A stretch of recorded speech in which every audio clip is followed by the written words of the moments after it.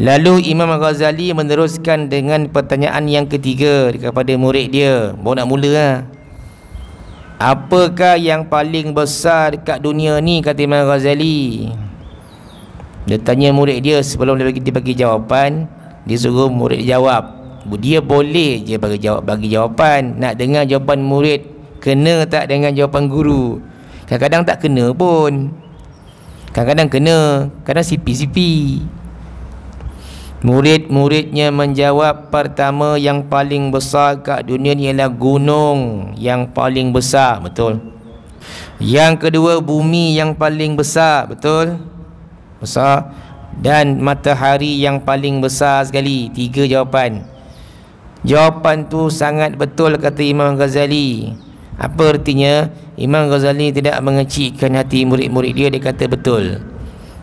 Betul tak?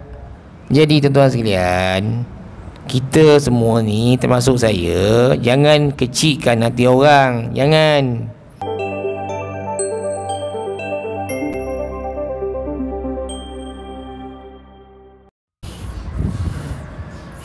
Alhamdulillahi Rabbil Alamin. Wassalatu wassalamu ala ashrafil anbiya'i wal mursalin wa ala alihi wa sahbihi ajma'in. Rabbi syrah li sadri wa yassir li amri wahlul 'uqdatam min lisani yafqahu qawli. Subhanaka la ilma lana illa ma 'allamtana innaka antal alimul hakim. Wala hawla wala quwwata illa billahil aliyyil azim.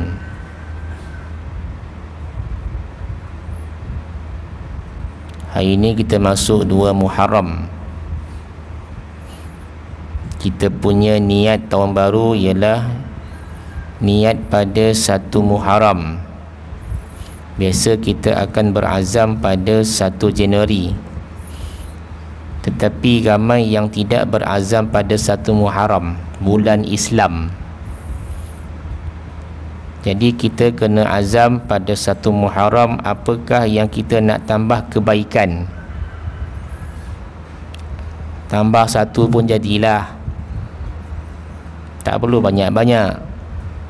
1 cukup. Tetapi bulan ni bulan 6, tak masuk lagi bulan 1. Jadi kita pun keliru. Kita nak azam bulan Islam ke, ataupun kita berazam pada bulan Masihi. Dua-dua boleh, tak ada masalah. Dan ada 3 kali 10. 3 kali 10 ni apa? 10 yang pertama ialah kita dah selesaikan dengan jayanya. Kita pulun siap-siap, iaitu 10 akhir Ramadan. Ini tak nafi, semua pulun habis-habisan.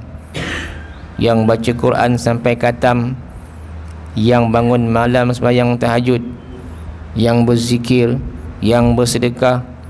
10 akhir Ramadan ni luar biasa. Sanggup tak tidur malam nak mengejar Lailatul Qadar. Itu 10 yang pertama, iaitu 10 akhir Ramadan.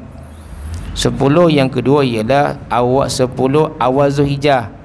Longgar sikit, tak macam 10 akhir Ramadan. Sedangkan ganjaran dia besar. Kita beramal pada 1 hingga 9 Zulhijjah tu, 10 dah raya kan. Kita kena pulun tuan-tuan sekalian. Baca Quran banyak-banyak, zikir banyak-banyak, buat amal soleh, bersedekah banyak-banyak. Sebab ada bulan-bulan tertentu Allah Ta'ala datangkan bonus. Tak semua bulan Allah datangkan bonus. Tak semua bulan. Yang bonus bulan Ramadan, yang bonus bulan Zulhijjah. Awal 10 Zulhijjah tu ada 1 puasa hari Arafah, pulun. Yang terkini ialah 10 awal Muharram. Semalam dah mula. hari ni 2. Pulunlah kita semua zikir banyak-banyak, pegang biji tasbih ke, pegang tasbih digital ke, banyak zikir sepanjang bulan Muharram ni. Tapi benda tu tidak diambil pot oleh manusia. Tak penting. Penting bila masuk 9 Muharram dan 10 Muharram, kita dianjurkan berpuasa sunat, kerana Allah Ta'ala akan mengampunkan dosa setahun yang lalu. Itu namanya bonus. Tapi dia jatuh pada hari Sabtu, dia jatuh pada hari Ahad. Susah pula. Ada jemputan kahwin pada hari tu, persimpangan dilema, nak puasa ke tidak ni. Jemputan kahwin hari Sabtu, jemputan kahwin hari Ahad. Kan nak pergi sekarang tak makan masalah, sedangkan kita diberi oleh Allah Ta'ala bonus tahun ni pada 10 Muharram hari Ahad. Macam mana nak buat ni? Fikirlah tuan-tuan sekalian, mana satu yang penting. Tak puasa pun tak ada masalah, sebab tu tak wajib. Tak payah kita tekanan perasaan. Macam mana tak payah puasa. Pergi rumah orang kahwin, pergilah melancong sana sini, kan? Habis mukadimah tentang 10 yang awal ni. Terima kasihlah yang menunggu kuliah subuh ni sampai syuruk. Bukan senang ni. Allah Ta'ala bagi ganjaran besar pada orang yang berada dalam taman-taman syurga di dunia. Inilah dia, Ar-Rawdah nama dia, Raudatul Firdaus. Bukan senang. Tanggungjawab tuan-tuan untuk membawa semua lelaki datang surau. Tuan-tuan jangan rasa kita ni hebat sangat. Oh, aku datang surau, aku ni masuk syurga. Tu ramai lagi yang kat rumah yang tak datang tu, macam mana? Nanti pengurusi kena tanya. Pengurusi surau ni nanti ditanya, apa kau buat? Sudah. Macam mana nak bawa semua lelaki datang surau ni? Daripada ujung ke ujung, belakang sana, macam mana buat ni? Dakwah lah dengan WhatsApp je pun. Jom pergi surau. Dia datang tak datang, dia punya hal lah. Kita buat usaha sikit. Jom datang sembahyang subuh, jom datang sembahyang zuhur, jom datang sembahyang asar. Orang pun bosan, apa pun nasi ajak. Itulah dia punya tribulasi dalam dakwah.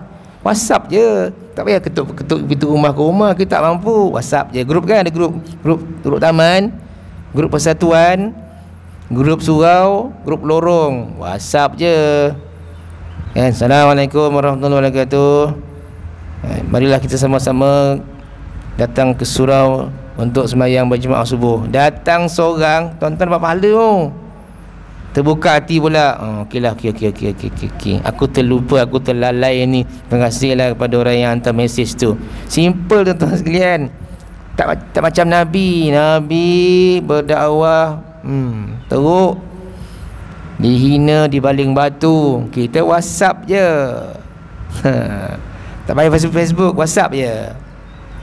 Daripada AJK Tarbiyah Surau Villa Mutiara, Villa Kusuma. Simple. Kok berani, tak berani tak payah. Nanti orang marah, nyampah, asyik ajak. Bayar kan, ajak bayar. Suruh bayar kan, bayar RM10. Manusia sekali nak bayar. Datang jemaah RM10, datang jemaah RM10. Pasti orang nak datang. Tengok lah, itu baru RM10. Kalau kita bantai RM28. Waktu puncak, waktu subuh RM45. Waktu puncak Zuhur asar RM5. Masuk maghrib RM30. Masuk isyak RM40. Isyak pun waktu puncak juga. Sebab itu ada dalam hadis Nabi SAW, ganjaran orang datang subuh dan isyak ni. Sekarang ni duit sekarang, semua duit. Nak berak pun duit. Tuan-tuan, tu mukadimah panjang sikit. Saya sambung balik tuan-tuan sekalian yang dah tertinggal lama ni.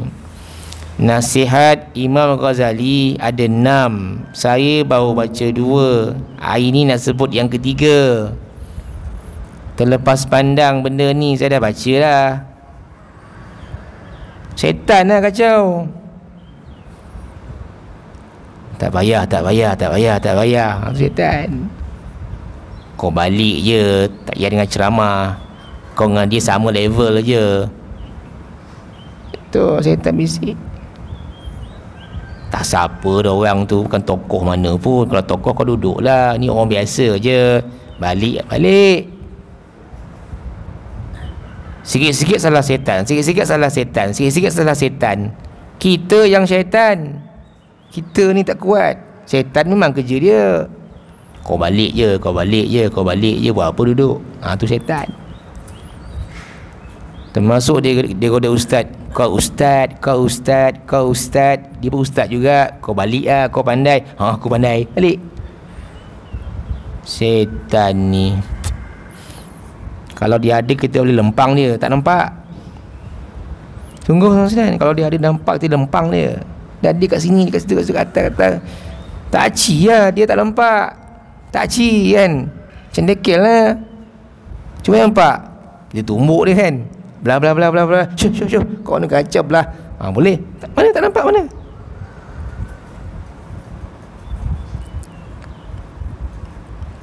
Okey, baik. Sambung Oi, cabaran kalau sebut tuan sekalian. Yang dengar lah cabaran tu. Oi. Silap hari bulan tidur. Oi. Kena duduk dekat tiang pula. Habislah. Tiang tu ada magnet tau. Kutub utara, kutub selatan magnet tu. Melekat je langsung jam. Takut Lalu Imam Ghazali meneruskan dengan pertanyaan yang ketiga kepada murid dia. Baru nak mula lah. Apakah yang paling besar dekat dunia ni, kata Imam Ghazali. Dia tanya murid dia sebelum dia bagi jawapan. Dia suruh murid jawab.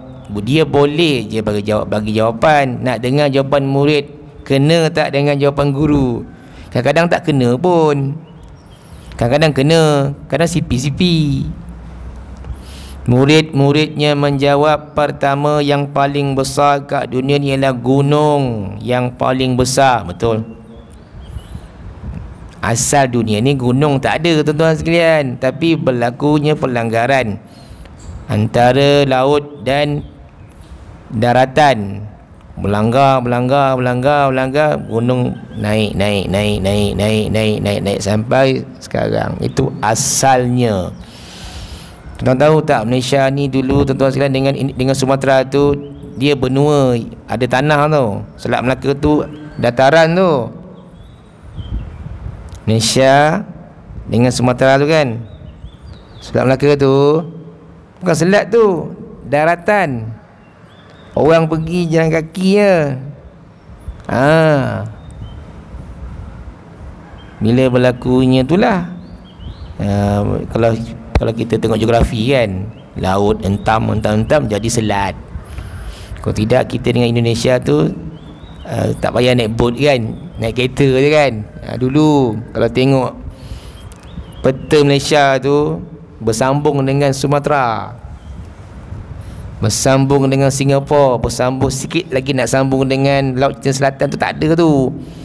Bersambung dengan Kalimantan, dengan Sarawak tu. Dulu lama dah. Bukan sekarang, lama dah. Macam tu. Yang kedua, bumi yang paling besar. Betul? Besar. Dan matahari yang paling besar sekali. 3 jawapan. Jawapan tu sangat betul, kata Imam Ghazali. Apa artinya? Imam Ghazali tidak mengecikkan hati murid-murid dia. Dia kata betul. Betul tak? Jadi tuan-tuan sekalian, kita semua ni, termasuk saya, jangan kecikkan hati orang. Jangan. Imam Ghazali jawapan tu tak tepat, tapi dia kata betul. Betul lah tu.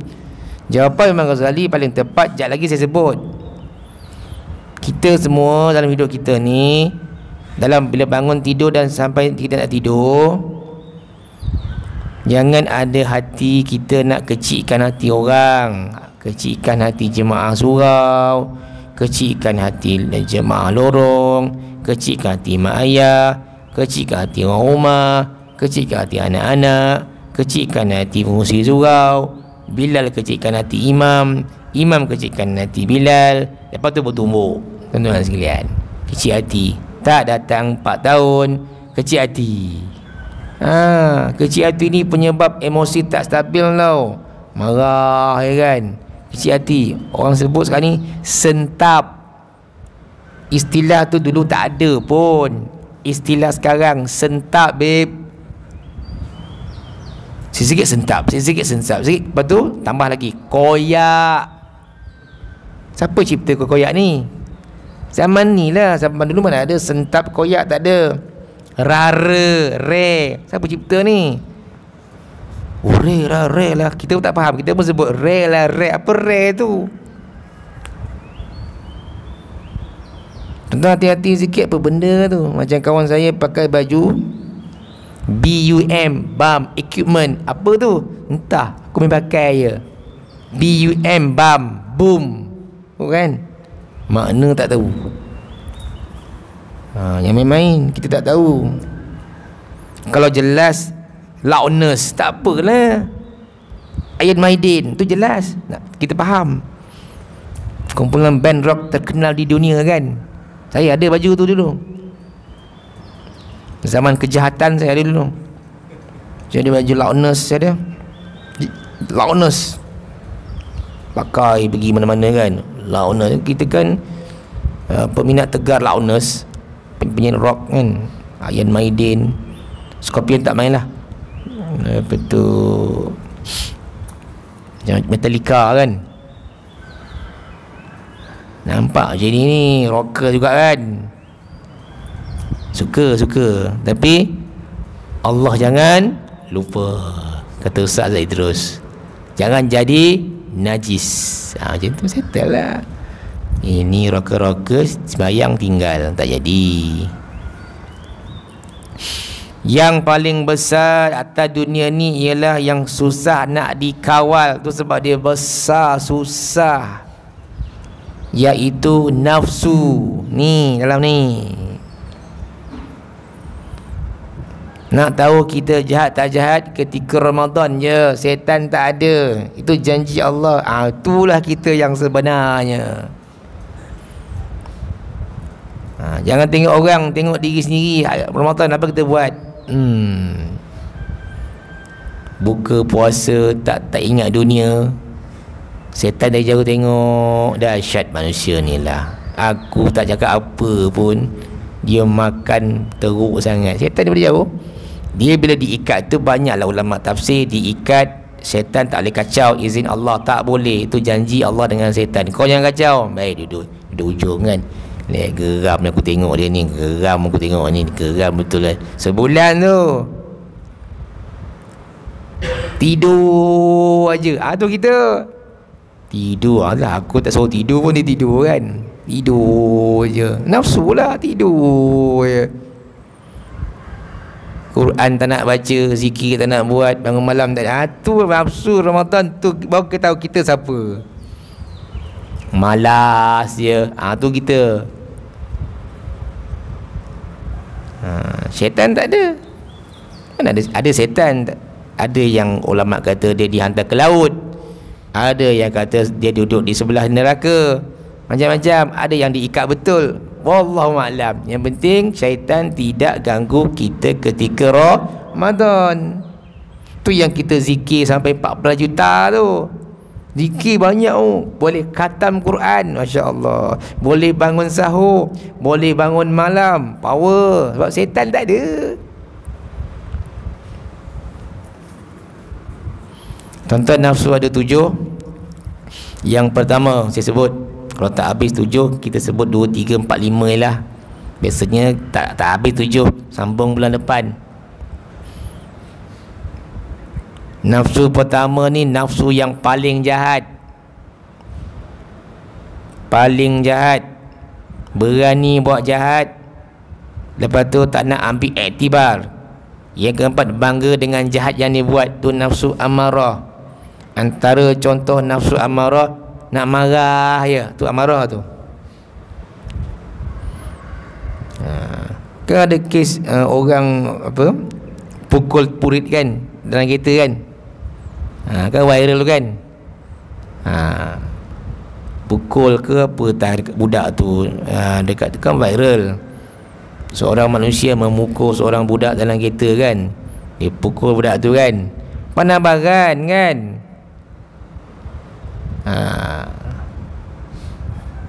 Tak boleh kawal. Siapa ada panas baran ni tu nafsu ammarah, tak boleh kawal, tu panas baran. Jadi nafsu ammarah ni dia jahat, berani buat jahat, suka tunjuk macam perempuan, suka tunjuk barang dia kan. Dekat media sosial pakai ketat-ketat, tak pakai tutup kepala, bangga dengan dosa yang dia buat. Jahat lah tu. Di sisi Allah Ta'ala tak baiklah, jahatlah kan. Macam orang tak semayang, jahatlah. Di sisi Allah jahat. Kita kata tak ada apa, di sisi Allah jahatlah, sebab dia tidak menunaikan semayang fardu yang Allah wajibkan, jahat. Di sisi Allah jahat. Kita kata nanti dia okey lah tu. Dia jahat di sisi Allah sebab tak semayang. Okay, nafsu amarah yang paling jahat tuan-tuan sekalian, jangan ada kita nafsu amarah ni. Orang surau biasanya nafsu amarah tak ada sangat. Orang surau tak ada, tuan-tuan sekalian. Tapi orang surau ada yang nombor 2 ni, nafsu yang okey sikit tapi tak okey juga, lawamah. Ini orang surau ada. Penceramah pun ada, ustaz pun ada, ustazah pun ada. Sesiapa je lah yang pakai kopiah, yang pakai jubah, yang berjanggut, yang ikut sunnah Nabi, yang berzikir, lawamah ni ada sikit-sikit. Apa maksud lawamah tuan-tuan sekalian? Dia sedar benda tu tak boleh, sedar benda tu dosa, masih lemah dan sering terpengaruh. Lawamah contoh apa? Tuan-tuan berhenti traffic light kan, warna merah, sedar tak boleh langgar, sedar. Kalau ikut mufti Mesir, haram langgar lampu merah walaupun kereta semua tak ada, motor semua tak ada, kosong. Haram kata mufti Mesir kalau ikutkan. Sebab apa? Dibimbangi ada orang tengok kesalahan kita, maka diikut. Contoh tuan sekalian, saya naik motor sampai simpang 4 PGA sebenarnya, ke kanan PGA, ke kiri nak pergi ke kedai-kedai pelangi sebenarnya, terus nak pergi ke depan lah. Pukul 5 pagi kan, nak pergi subuh kan, saya Yusuf Amri berhenti. Oh merah ni, pakai serban ni, berjanggut panjang, nak pergi subuh, jubah, tengok kiri kanan tak ada, langgar. Baik, tiba ada budak sekolah datang, pakcik tu langgar. Tengok budak tengok kita buat langgar lampu merah, dia ikut. Itu kata mufti Mesir, haram hukum dia sebab kita buat kesalahan, orang tiru. Itu mufti Mesir. Kalau ikut Ustaz Zaidrus yang saya dengar kan, kalau dah 4 pagi kereta tak ada, jalan je lah kan, tak duduk gedung tengok 4 pagi dekat Gua Musang, nak mampus. Ataupun dekat Karak, jalan lama 3 pagi ni, tak ada kereta, tak ada motor. Gila tuan-tuan sekalian, naik motor, naik Ulu Roma semua ni kan ya. Kereta tak ada, motor tak ada, jalan. Sebab apa? Kenapa jalan? Kerana tidak memudaratkan. Tapi kalau kereta banyak, pukul 3 petang tak boleh langgar lampu isyarat. Sekarang ni yang bukan Grab saja langgar, yang tak Grab pun langgar. Biasa geng Grab ni yang langgar sebab nak cepat. Memang nak cepat tuan-tuan sekalian.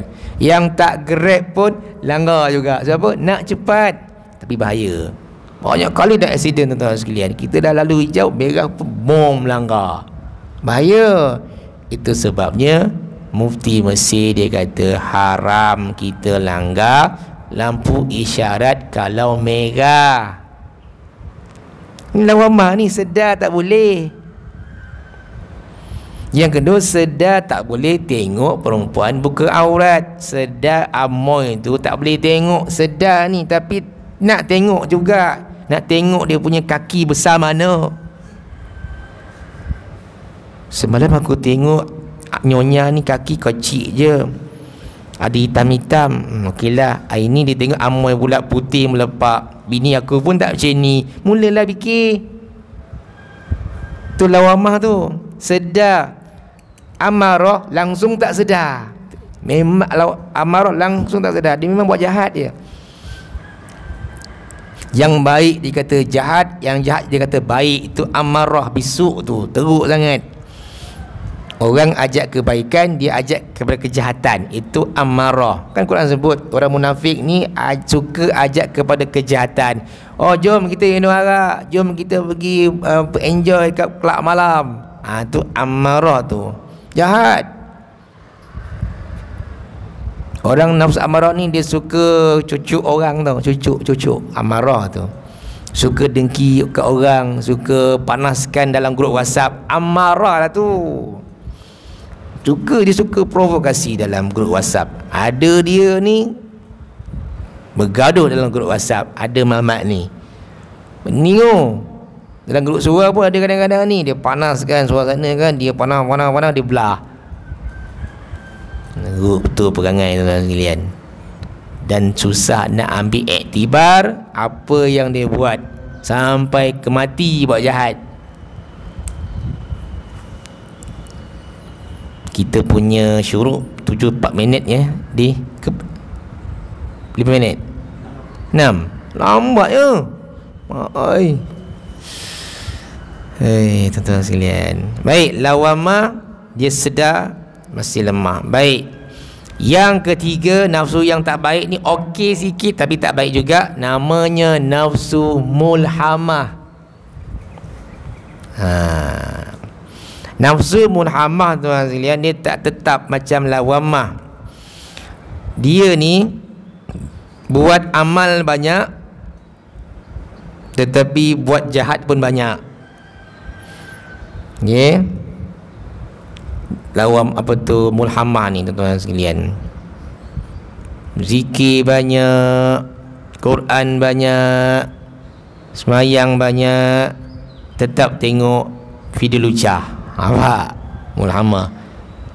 Tuan-tuan ni tak tetap langsung. Dia banyak amal, banyak zikir, semayang jemaah, bagus. Ni antara nafsu antara mulhamah dan mutmainnah. Mutmainnah dan lawamah, dia antara tengah-tengah. Mutmainnah dan lawamah, dia tengah-tengah.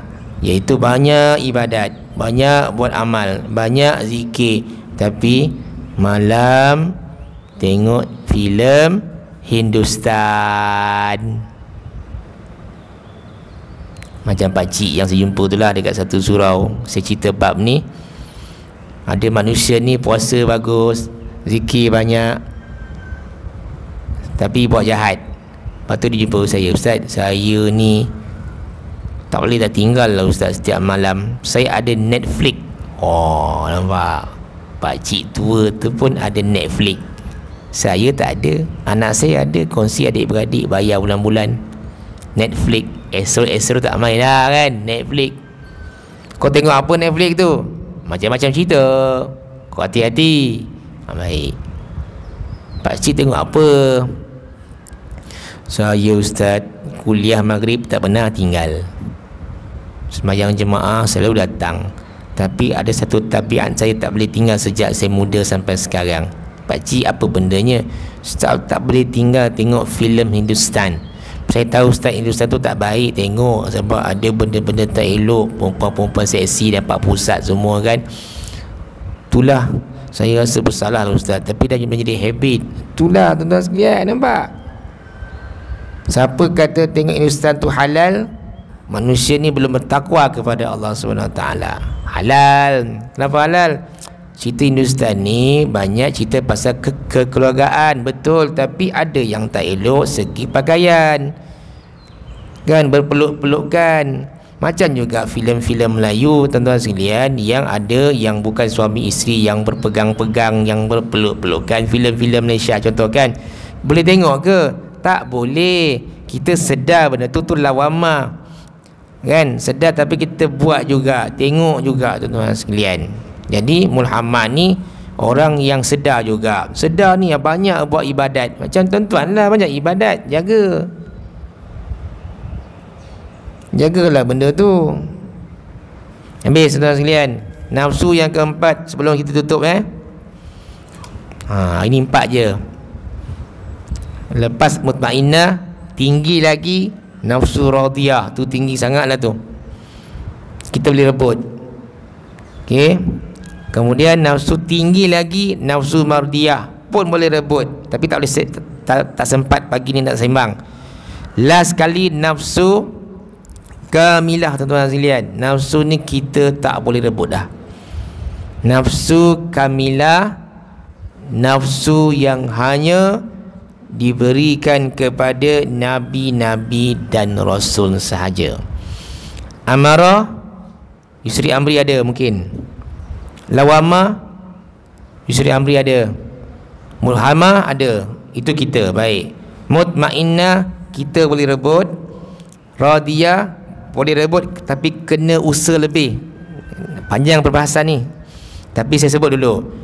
Nafsu atas radiyah, mardiyah atas lagi. Ini kena betul-betul nak dapat ni, dia ada tanda-tanda nafsu radiyah. Nafsu radiyah ada tanda dia, nafsu mardiyah pun ada tanda dia. Tapi ingat, last kali nombor 7, nafsu kamilah. Ini hanya untuk Nabi dan Rasul. Memang power ni, kita tak boleh rebut. Okey, kita ambil yang tengah-tengah, nama nafsu mutmainnah.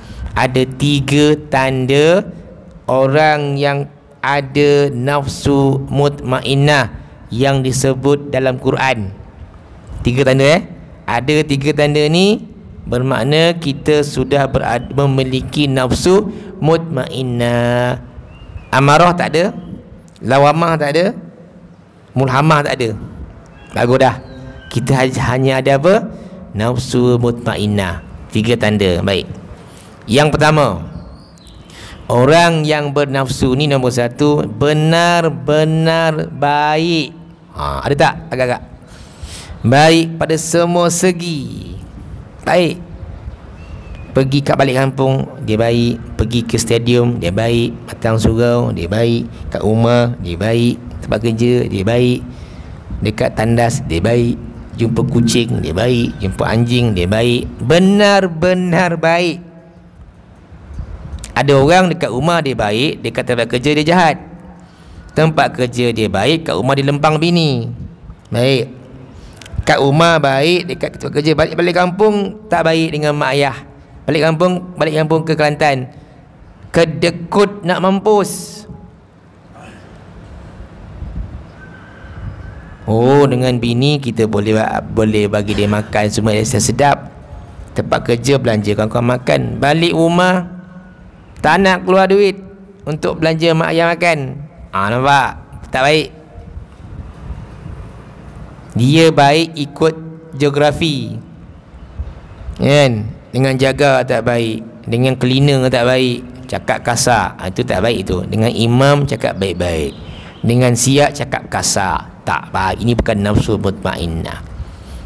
Dia ikut keadaan. Ini aku rasa aku nak maki dia, yang ni tak cakap baik. Ni nafsu mutmainnah, ini benar-benar baik. Yang kedua, tuan-tuan sekalian, pemilik nafsu ni semua ni, okey, dia punya hati dia suka ke arah kebajikan, suka tolong orang, peduli orang, empati, rendah hati. Itu nafsu mutmainnah. Tadi baik semua tempat. Yang kedua, ke arah kebajikan, suka nak tolong orang. Tuan-tuan sekalian, suka. Ada orang tak suka. Macam motor jam dekat highway, siapa nak tolong? Saya pernah motor saya dekat highway mati. Oh, azab. Tolak, ya Allah, ya Allah, macam mana ni, ya Allah. Tolak tuan-tuan sekalian. Minyak ada, tolak, ya Allah. Kat highway ni tuan-tuan sekalian, jauh lagi ni.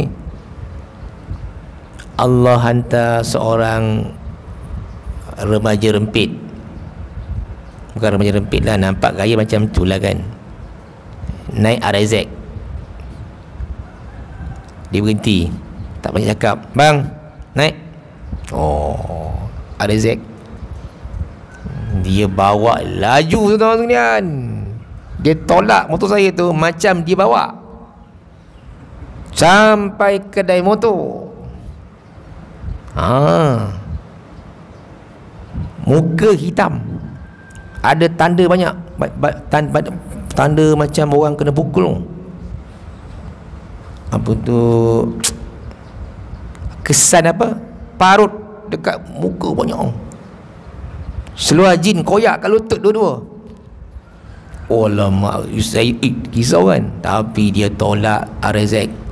Laju, zoom sampai ke kedai motor. Okey, ni coil rosak.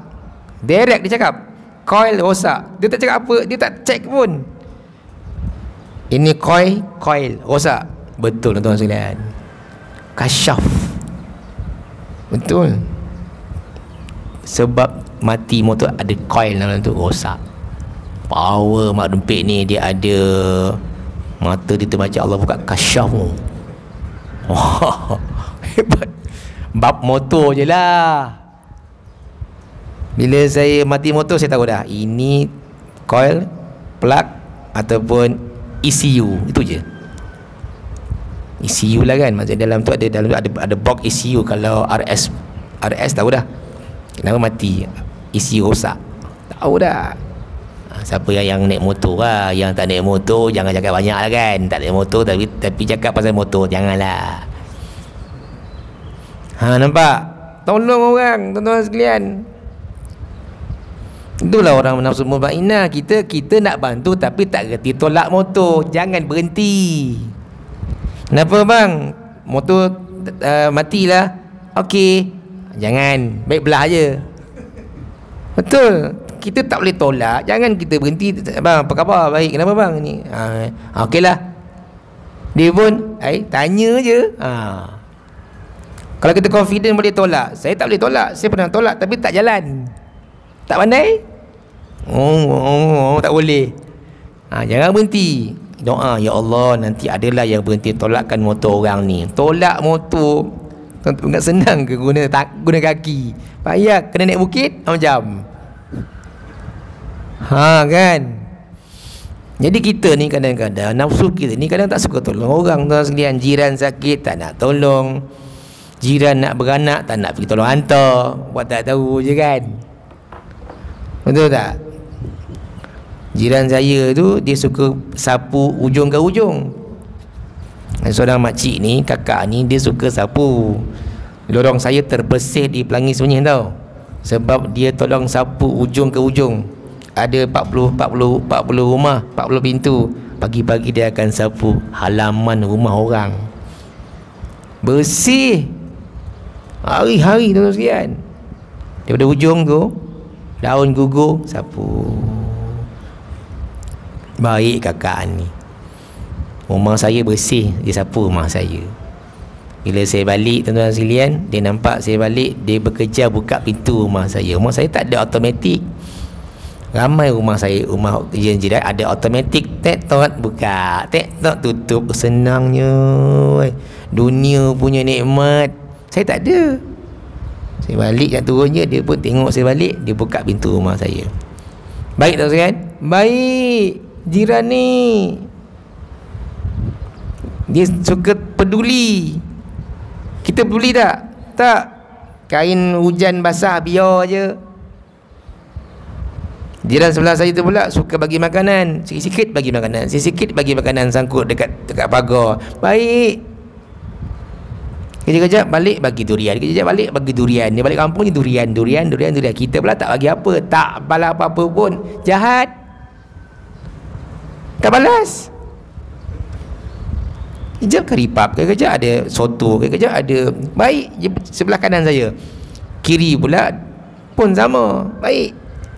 Bahagianya kita ada jiran yang baik, nafsu mutmainnah, suka nak peduli orang. Tuan-tuan peduli tak jiran-jiran yang atas tu, bawah yang atas tu peduli tak? Lantak kau lah. Jangan macam tu. Rumput pun tak nak potong. Naik rumput kan, biar empati. Bagi tahu, bang, kita kongsi bang pasal potong rumput. Okey, berapa potong? 100. Bang 50, 50. Tak payah. Apa ni? Rumah kita kan? Kan kita atas bawah kan? Atas bawah kan? Tanda yang ketiga nafsu mutmainnah ini semua ada, termasuk yang depan ni. Confirm.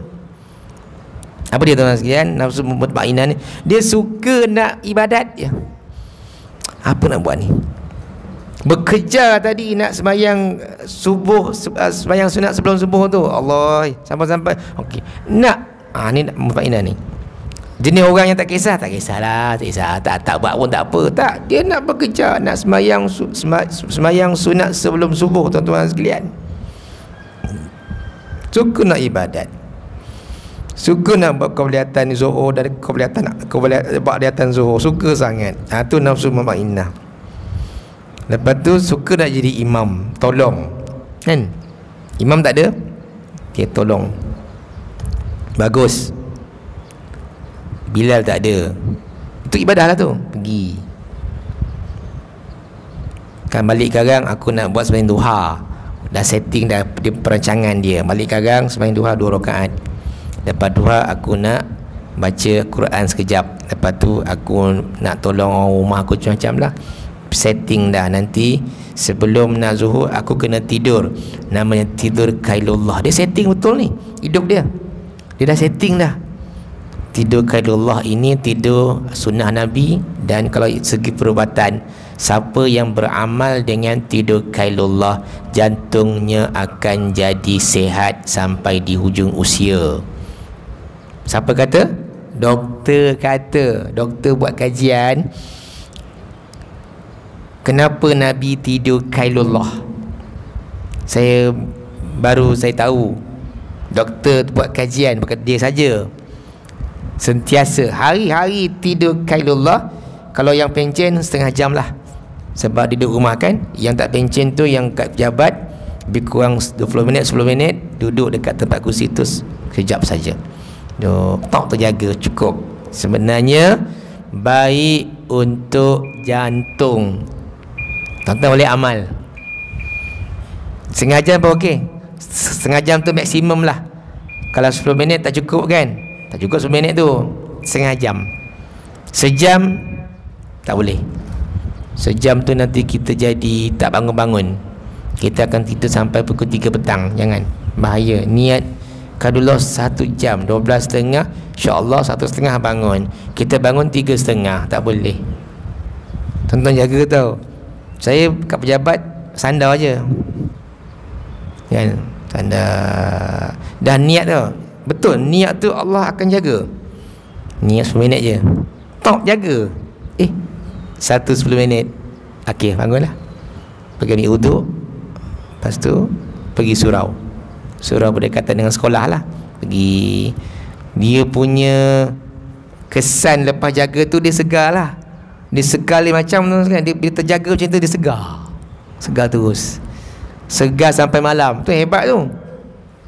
Tak boleh tidur petang dah. Dengan syarat dia tidur dekat sini. Kalau tidur dekat sofa, uyub lah. Tidur dekat dekat katil, habis. Okey, tuan-tuan, itulah antara nafsu mutmainnah. Nabi kata, siapa ada nafsu ni, orang ni menakjubkan. Nabi kata sangat menakjubkan. Sebab apa? Baik sangat, suka tolong orang, suka ibadat. Ada 3 ni tuan-tuan sekalian, power lah. Jangan ibadat je, zikir je tuan sekalian, tapi tak suka tolong orang. Suka kan? Suka tolong orang tapi tak nak ibadat, tak jadi. Suka tolong orang tapi tak nak ibadat, tak nak sembahyang, tak nak zikir, tak nak Quran, tak nak sedekah, tak nak pun tak jadi. Dia ada mesti tiga-tiga ni. Sangat baik, suka tolong orang, kebajikan, dan suka nak buat ibadat. Wallahu a'lam. Kita sambung nafsu yang seterusnya. Radiyah, mardiyah, kamilah, jalanda. Settle. Kita sebut lagi tiga lagi next. Radiyah lagi tinggi tuan-tuan sekalian. Nak dapat ni bukan senang lah. Radiyah ni atas lagi. Mutmainah pun betul cungak nak buat. Radiyah lagi tinggi, mardiyah lagi tinggi. Nafsu tu. Assalamualaikum warahmatullahi wabarakatuh.